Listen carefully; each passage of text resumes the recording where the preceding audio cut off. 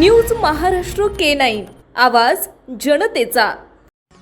राज्यात सध्या स्थानिक स्वराज्य संस्थांच्या निवडणुकांची जोरदार लगबग सुरू आहे। गावोगावी उमेदवारांचा प्रचार, पक्षातील अंतर्गत चर्चा आणि निवडणूक रणनीती या सगळ्यांमध्ये जोरदार स्पर्धा पाहायला मिळते आहे। ही लढत स्थानिक पातळीवर असली तरी मोठमोठे नेतेही कार्यकर्त्यांना बळ देण्यासाठी मैदानात उतरलेत। मात्र या निवडणुकांवर अंधार टाकणारा एक मुद्दा मोठ्या प्रमाणात डोकावत आहे, तो म्हणजे प्रारूप मतदार याद्यांमधील गोंधळ।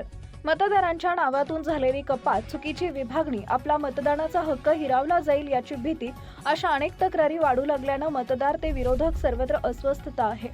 मुंबईतील मतदार यादीत गंभीर चुका झाल्याचा RTI मधून उघड झालेला प्रकार तसेच विशेष चर्चेचा ठरलाय। कुर्ला परिसरातील 6834 मतदारांना चुकीच्या वार्डात दाखवण्यात आलंय। वास्तविक ते वार्ड क्रमांक 162 मध्ये असताना त्यांना 163 मध्ये वर्गीकृत केल्याचं समोर आलंय।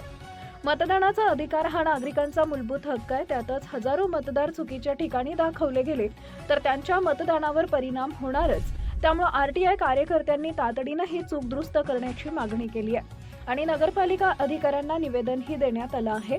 मुंबईतच नव्हे तर नाशिकमध्येही मतदार याद्यांवरून वाद पेटलाय। महापालिकेच्या मतदार याद्या जाहीर झाल्यानंतर हजारो तक्रारी समोर आल्या। अनेक समाज घटकांचा मतदानाचा हक्क हिरावला गेल्याचा आरोप विरोधकांकडून केला जात आहे।